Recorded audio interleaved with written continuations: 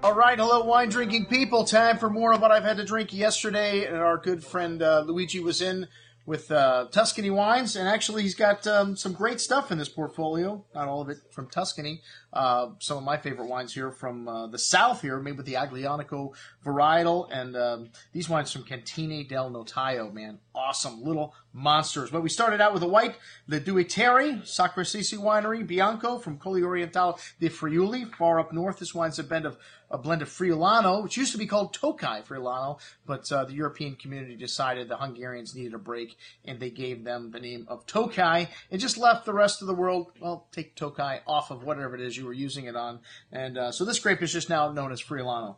And then Ribolla Gialla, the grape that sounds like a virus, 30%, and this is a really exotic varietal, really unique bouquet, kind of lavender, floral, herbal notes to the nose here, ripe apricot and pear fruits, like candied a little bit here, very rich and unctuously textured on the palate. This one's got a lot of fruit to it, but lovely balance, that perfumey floral note showing, and a bright, zesty finish, notes of ginger spice there, an excellent wine. At $54, a little bit pricey, but excellent nonetheless. The Fontalpino Chianti Classico 2011. This is an estate located in Gaiola in Chianti, and this wine's 100% Sangiovese, like my favorite Chianti Classicos. The winemaker here was an assistant to Carlo Farini, one of the most famous consultants in Tuscany, and this wine's got a good amount of that wild strawberry-like fruit on the nose, fine herbs, floral notes, really bright and zesty fruit on the palate.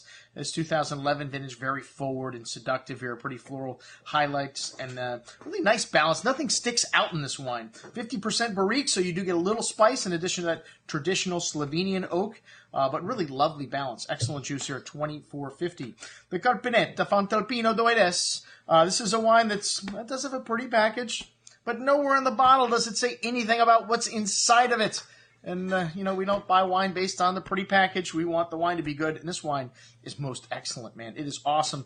The major criticism I have is, can we put the damn grape varietals on the back of the label or somewhere on the bottle? It's a blend of equal parts of Cabernet Sauvignon, Merlot, and Sangiovese, aged in barrique, with an array of espresso, dark chocolate. You get that lovely, toasty, decadent oak spice in there, some fresh earth. This wine is from Tuscany, and really lovely fruit in this wine. The 2010, a very classic vintage, a cooler vintage in Tuscany, but very fresh and very long finish these wines have. Big and chewy on the tongue. This wine's got a lot of dark berry fruit there, rich, decadent spice, and a long finish. Like I said, very fresh and balanced. Most excellent juice at $40.50.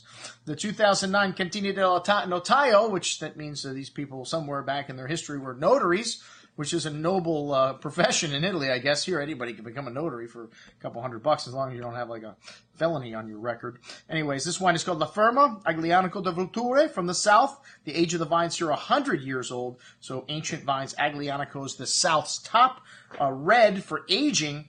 Lovely dark berry fruit here, blackberry, dark cassis, with lots of dried herbs, flowers, really intense jammy fruit, but a lot of everything else here going on as well. A big and chewy wine on the tongue with layers of that dark spice and dried floral notes, ripe, round tannins, nice chunky texture in the mouth here, but well balanced as well. Most excellent juice. And the Il Siglo, this is a selection of these old wines that's picked a little later and aged in barrique for 24 months. And you notice the wine may be a little bit richer. Blackberry liqueur-like fruit, an array of that dark spice, sweet tobacco, really rich and complex bouquet of aromas. Wow, really big on the palate. Lovely richness. You notice that late harvest in this wine.